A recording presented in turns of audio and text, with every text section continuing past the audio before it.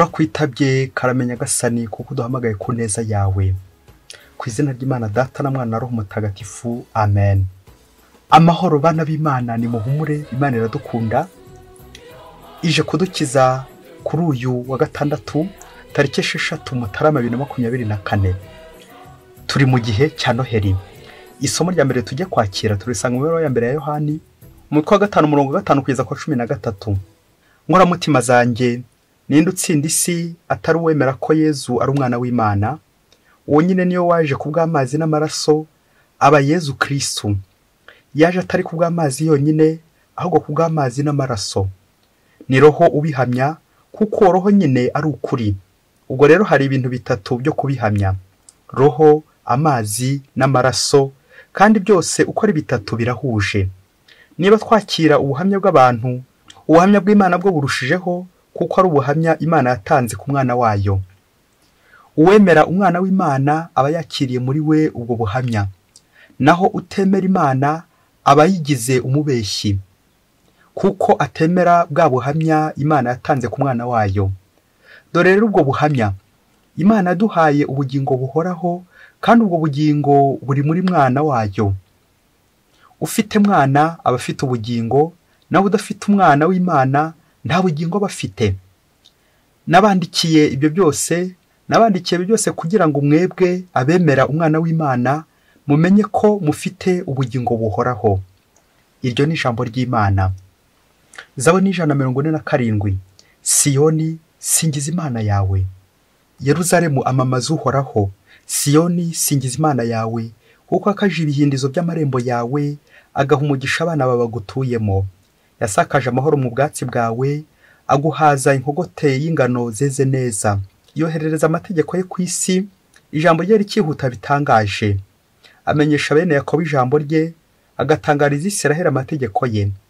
Nta yandi mahanga yigeze agenzereza atyo ngo ayamenyeshe amateka ye. Siyoni, singiza Imana yawe. Nyagasani Yesu nabane namwe. Amagambo mu Ivanjili ntagatifu uko yanditswe na Mariko, umutwe wa 1 umurongo wa 7 kugeza kwa 11. Muri icyo gihe Yohani Batista yamamaza avuga ati: uje nkurikira ndusha ububasha, sinkwiye no kunama ngo mfundure udushumi tw'inkweto ze. Ngewe nabatirishije amazi, naho we abatirisha Roho Mutagatifu. Muri iyo minsi Yezu ava i Nazareti ho muri Galileya, aza kubatizwa na Yohani muri Yorodani. Akiva mu mazi, abona ijuru rikingutse, na Roho Mutagatifu amumanukiraho nk'inuma. Nuko ijwi rituruka mu ijuru riti: uri umwana wanjye nkunda cyane, unyizihira. Iyo ni Ivanjili ntagatifu. Ubukristu nyabwo koko n'urugamba, rudusaba intwaro. Nawe ndakwifuriza gukomeza aho ngaho rwose icyo gitero kiryoshye cyane.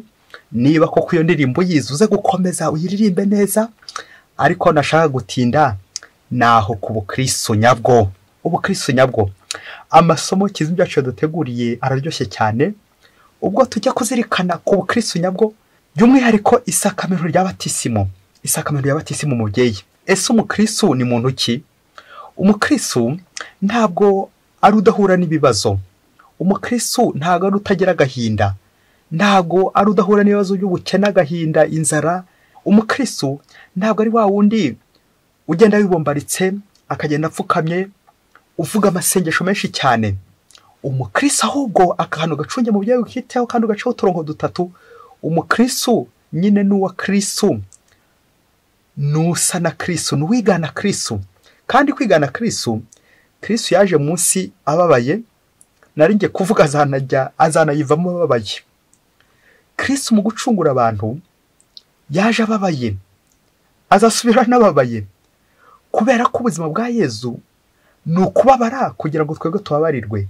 Na niyo mpamvu umukristu nawe yigana Yezu, akamwigana imvugo ndetse n'ingiro, kuko Kristu ntiyaje mu mudamararo, ahubwo yaje kugira ngo aducungure, adufashe. Umukristu rero ni uwigana Kristu, unyura mu bitotezo, mu byago, mu bibazo. Umukristu nawe akamwigana, kuko nawe aba ari uwa Kristu. Umukristu yimgana uwa Kristu. Iyo rero uri umuntu, uri uwa Kristu, ugomba nanone gukora nk'ibyo yakoze kandi ukamwigana. Ubukristu nyabwo mubyeyi. Ese wipimye ku gipimo urumva uri umukristo nyawe? Iyo utari umukristo nyawe, iyo haje nk'icyago nanjye kuvuga gisaba imbaraga nyinshi, gisaba yuko wanava mu kiliziya cyangwa gisaba izindi ngufu nyinshi cyane zidakwiye, aho uhita ugenda ukigendera ukareka Kristo ukamusiga, kuko nyine ubukristo bwawe ntabwo buhamye. Ni bwa bukristo bw'igihururu, bwa bukristo bwo gucyumweru, bwa bukristo gusa bw'akanya gato ariko budafite imizi, budashinze. Ubu bukristo nyabwo ni urugamba rukomeye. Buya turamutse twishyize ku munzani wasanga abakristo ari mbarwa pe. Ukurikije ibyo Yesu adusaba gukora biragoye. Yesu abatirizwa muri Yorodani dusaba inema yo gukomera ku masezerano y'abatisimu. Isomo rya mbere twakiriye ririmo batisimu, riratubwira umukristo nyawe nyine. Umukristo nyawe ahinduka umwana w'Imana kuko aba yabatijwe kugira ngo ase na Kristo, akora ibihuje na Kristo. Ibintu bitatu twumvise, roho, amazi ndetse n'amaraso, byose birahuje. Bidufasha kwakira ubuhamya bw'Imana. Imana itanga ku mwana wayo, umwana w'ikinege yatanze kugira ngo abantu bacungurwe. Iri somo ryamye gutushishikariza ko kugira ngo ucungurwe urokorwe ugomba kandi ngombwa kwemera umwana w'Imana wigize umuntu, Yesu Kristo. Ni mubabare urupfu n'izuka bya Yesu Kristo biduhesha agaciro tukaba Kristo nyabo koko. Nuko tugapfa gucyaha tukazukana na Kristo, maze tukagira ubugingo bw'iteka kubera Yesu Kristo waje kuducungura, none koko agatugira nyine abakristo, abana b'Imana. Yesu Kristo niyo mwana w'Imana. Natwe igihe twemeye tukabatizwa, igihe twemeye tukamukurikira, tukanamukurikiza, tukabana nawe, natwe tuba abana b'Imana kubera Yesu, kubera Kristo. Ikigaragaza ari ko umwana w'Imana ntago ari amagambo gusa, ntago ari akarimi gasize umunyu, ahubwo ibikorwa by'abana b'Imana, ibikorwa by'abana b'urumuri, gukora neza. Na n'ikivanjiri uyu munsi yaje itwibutsa umwana w'Imana wari we Nuhura yizihiye Nyagasani. Uyu ni umwana wanjye nkunda cyane unyizihira. Burya iyo umuntu amaze guhabwa amasakamento, amaze kubatizwa, ahinduka umwana w'Imana kingurirwa ijuru, kuko nyine abarokotse uhora yizihiwe Nyagasani. Nguko ku buzima bwacu natwe buba ari uko kwigana Kristo, batisimu ya Kristo tukamwigana, imvugo, ingiro, ingendo, ubuzima bwacu natwe bukaba ari ubwo guhuza na Kristo. Ariko se wahuza na Kristo utarahura nawe? Bibanza kugusaba guhura nawe mugahuza, ejo n'ejo bundi utazahuzagurika, nuko rero ukamuhuza ukigendera. Iyi vanjiri uyu munsi iratwibutsa uburyo twabaho mu butungane, kwizihiwe n'Imana. Umuntu wese ukora neza, iyo uri gukora neza, Imana irabyishimira, Imana irizihirwa. Ubu uri umwana w'Imana nyine. Birashoboka ko wabatijwe, uranakomezwa, uhabwa n'andi masakamento menshi cyane, wenda ko biri kose ntabwo yarenga 5 andi waba warahawe wenda. None ugahora wibaza uti ariko ubundi ngewe koko ndi umukristo? Wasanga nawe ubushize bwanjye bugirwa ku mashyi, ku ntoki. Iyo umuntu ari gukora neza buri gihe, burya nubwo Imana itabikubwira ibyeruye, ariko buryo ujya ucunga, Imana ibiri gukubwira iti uyu ni umwana wanjye nkunda cyane unyizihira. Ibyo ukozeho byose, nubwo waba uri mu kaga gahinda, nubwo waba ushavuye, Imana, ijisho ry'Imana yawe rikuriho, kuko Imana ibiri gukubwira iti uyu ni umwana wanjye nkunda cyane unyizihira. Kuraje, ongera imbaraga, ongera, humura, komera, ndi kumwe nawe. Kuko aho urukundo n'umubano biri, Imana ibihari. Aho abantu bari gukora neza, Imana ibihari. Bityo nawe ujye uharanira ko igihe cyose waba uri kwizihira Imana. Urareba umuntu kwizihira, buri gihe ukizihira Imana nawe. Igipimo cy'ubukristu bwawe ni ikihe? Reka muri aka kanya gato twisuzume, twishyire ku munzani, turebe natwe igipimo cy'ubukristu bwacu aho giherereye. Ese ubukristu bwanjye bugerwa ku mashyi cyangwa ndi umukristu wawe undi w'indani koko? Ibitotezo byaza, agahinda kaza, ibibazo byaza, narusha gukomera kuri Kristo cyangwa nkuramwe kanjye karenge ngahita nigendera. Ngo umunsi umwe hige kure cyane muri Afurika, ngo umubyeyi wari umukristo w'indani w'umugore asenga, ashengerera, adasiba misa yewe n'ibindi byinshi cyane. Yarangiza misa, yarangiza gusenga akajya mu mirimo, agakora ari gushakisha umugati. Ariko akaba afite ibibazo by'uruhuri, ibibazo bikomeye cyane. nuko umunsi umwe ngo ajya imbere ya Yezu, ni nk'aho yari agiye kumutonganya, agiye gushengerera, apfukama imbere ya Yezu. Yumvise nta kibazo ari kumubwira, wa mubyeyi arabumbura, aratangira abwira Yezu ati, Yezu koko mfite ibibazo biremereye, simpema kuza kugusenga, ndi umukristo pe, yewe nta n'ibibi, umva ndumva nanjye nawe twemeranywa ko nta binjya nishoramo. Koko Yezu, ko wampaye ibigeragezo, wampaye ikigeragezo cy'abana, abana badashobotse, abana banyobyabwenge, abana bamwe bakajya mu muhanda, abana banjye. Ikindi cya kabiri Yezu, wampaye abaturanyi, ariko abaturanyi bambaza ku nkeke, nibaje icyo nabakorera, ese ni njye mubi cyangwa nibo babi? Yezu koko adukiranuye n'abaturanyi, ko buri gihe bantoteza. Ikindi Yezu, hari inshuti wampaye, zimwe zirandyarya, izindi zikagenda zinenga zinegura, nzazifata nte Yezu koko? Kuki wampejeje aha ngaha Yezu? Icya kane Yezu, koko kuki wemeye nk'umugabo nk'uyu nguyu, umugabo w'umusinzi, umugabo w'umusambanyi, umugabo uhora nkubita, reba ukuntu amaze ku nkeke, nzamukorera iki Yezu? Yezu koko kuki wambaye urugo rumeze rutya? Yezu koko kuki wambaye urugo rumeze rutya rw'ibibazo gusa? Nanjye Yezu wazanduhurira rimwe ukamba ku gisubizo, urugo rw'ibibazo gusa Yezu, nzarwikora nte, nzabishobora nte Yezu? Ko bindembeje Yezu, nkora iki koko? Yezu Yezu Yezu, kuki ari njye wageretseho uyu musaraba? Yezu koko ubu ni wantuburiye. Nuko wa mubyeyi amaze kubwira Yezu ibyo byose, nuko amaze gutuza, ngo yumva Yezu aramubwiye ati, Yezu amubwira ibintu bitatu. Mubyeyi buri wese agira ukuntu Yezu amubwira, gusa abantu b'abahanga ntabwo uburyo bwo kuvugana na Yezu bajya babwemera. Kubera iki? Kuko nyine batamushyikira kubera ubuhanga, ububasha bwabo, ntabwo bashobora gushyikira Yezu. Ariko Yezu buri wese afite ukuntu amubwira. Nuko inkuru umwana isubira inyuma, reka twe kuvugira mu isengesho. Wa mubyeyi Yezu aza kumusubiza muri kwa gushengera yari arimo, maze ngo Yezu ngo amubwira ibisubizo bitatu. Igisubizo cya mbere yaramubwiye ati, muri bare bakobwa bose bari muri kiriya gace, niho nabonaga ukanyakanya ku buryo washobora uriya mugabo kubana nawe, niho gusa mbona ukanyakanya. Ndetse no mu bantu batuye ako gace niho mbona ukanyakanya, wabanira nyine abo baturanyi, niho mbona ukanyakanya, niho mbona ugerageza. Ikindi cya kabiri Yezu yamubwiye kandi gikomeye, Yezu yaramubwiye ati, ibyo byago uri guhura nabyo, uwo mugabo ugukubita, ubwo bubabare bwose uri kugira, watangiye purigatori yawe, purigatori yawe warayitangiye, ikivi cyawe waragitangiye, amaherezo uzacyusa, komera. Icya gatatu Yezu yamubwiye ati, komera unyizihira, turasangira. Bayoboke b'Imana, nimugire amahoro. Buri muntu wese agira uburyo Imana igenda imubwiramo.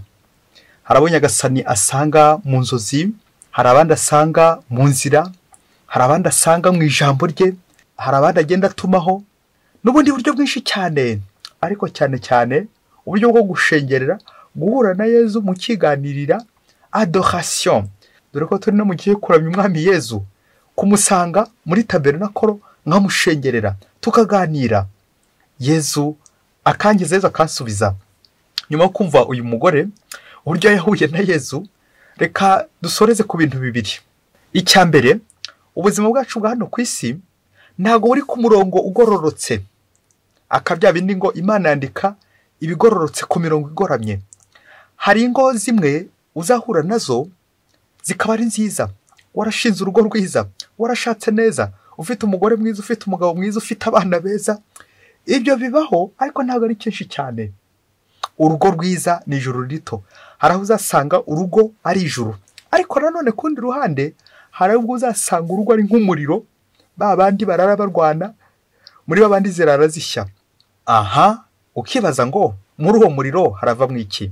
Nuko muri uwo muriro harimo nyine umuriro wo kwa Sekibi, wa wundi uteza akavuyo, wa wundi uteza amahane, wa wundi ukubita undi, wa wundi uhondagura undi. Uho ngo nyine bari kwikurura umuriro. Ariko nanone bwa kabiri harimo umuriro nk'isukuriro, kuko umuriro ntago ari buri gihe utwika umuntu, ahubwo n'uri gutwika nyine ubugome, uri gutwika ububisha. Umuriro uri gusukura, ukaba uri gusukura wa wundi bari gukorera ibikorwa bisharira. Bityo uko arushaho kubyitwaramo neza, uko arushaho gusigasira uwo mubano uri muri uru rugo, aho naho Yezu ari guhatambuka agira ngo amusukure, amugirire neza. Bene uwo muriro rero nuwubona mu rugo rwawe, navuga inabi iri gukugirirwa cyangwa ibibazo uri guhura nabyo, uzamenye ko watangiye isuku ryawe ryatangiye bya bindi Yezu akubwira ati ujye umenya ko isuku ryawe ryatangiye kwakira, kutivovota, ariko ubwo ukamenya ko utabyishoboza. Buri gihe ukamenya ko ari Kristo, kuko nawe nyine uri umukristo, niwe ugomba gukurikira ndetse no gukurikiza. Ubwa kabiri icyo twazirikana kuri iri sengesho ry'uyu mugore nuko hari abakristo benshi, wowe urimo nanjye ndimo, kubera ibibazo dufite, ibyago bitugwirira, hari igihe tujya twinubira umusaraba, akenshi tukivovota, tukivumbura, bamwe bakaba bajya kwa mupfumu, abandi bakajya guterekera, abandi bakajya gucisha inzaratsi, n'ibindi byose twitabaza byinshi cyane bizitira Kristo. Nuko rero tugatangira tugakwepa, nanjye kuvuga ibibazo, ibyago, nk'aba bacuruzi bagenda bakwepa imisoro. Uko turi kugenda dukwepa, anako turi kugenda tunusura ku musaraba wacu, bikaza kurangira ya purigatori turi kugenda nanjye kuvuga tuyongera. Kuko purigatori ku bantu bahura n'ibyago, ibibazo, bitotezo b'abakristo, kandi akenshi nta n'uruhare babigizemo, ujye uvuga uti purigatori yanjye yatangiye, purigatori yanjye yatangiye. Bityo umenye ko uri kugenda wisukura buhoro, anako uri kugenda ukura ugana ijuru. Rero bayoboke b'Imana, nimuhura n'ibyago, twese turi hano ku isi, ntabwo urugendo rurarangira. Komera kuri Yesu wagutoye, wicike intege, komeza inzira watangiye, wicike intege, Nyagasani muri kumwe. Upfa kuba nyine uri umukristo, kuko umukristo Yesu nawe ntashobora gutererana. Ngo rero umwana w'Imana nuhura n'ibibazo, agahura n'agahinda, agahura n'ibitutsi, agahura n'ingumi, agahura n'amacandwe, agahura n'imigera, agahura n'amacumu, bakamuburabuza, ariko ujye uvuga uti na Yesu nawe yahuye n'ibirenze n'ibyanjye. Ntabwo ndagera aho Yesu yageze. Yesu niyo mumenyera n'imibabaro yose, ntabwo ndahagera. Rero biragusaba urugendo, nanjye kuvuga urugendo rurerure, gukomeza urugendo, gukaza ingamba, gukomera kuri Kristo. Kristo wagutoye arakuruzi, humura Yesu we arakuruzi. Aho uri kunyura Yesu ntabwo yigeze agutererana. Ujye uvuga uti uko biri kose Yesu amfasha akaboko, uko biri kose sinza kugwa mu rwobo, Yesu arakuruzi, humura. Iyo uzi ko umuntu agushyigikiye, wagombye kugira icyizere nyine ukavuga uti arashyigikiye, bitewe n'uwo ari we nyine. Tuzi ko dushyigikiwe n'Imana, turi abakristo. Iyo umuntu ari uwawe, nawe ugombye nyine kumurwanaho. Niba ndi uwa Kristo, ndabizi neza ko Kristo nawe ari kundwanaho, ari ku ruhande rwanjye. Nubwo wakubitwa, nubwo watotezwa, nubwo washinyagurirwa, ujye uvuga uti Kristo uko biri kose ari ku ruhande rwanjye, kuko uri umwana w'Imana nawe. Kubwa batisimu natwe dukinguririrwa ijuru, kubwa batisimu natwe duhabwa izo nema zidufasha gukomera ndetse no gukomeza kuri Kristo. Akantu njye gusoreza mu byeyi gacaho uturongo dutatu. Umuhanga niwe uvuze ati nubona mu buzima nta bibazo ukiri guhura nabyo, nubona mu buzima nta rugamba ukiri kurwana narwo, uzamenye ko ugiye gupfa.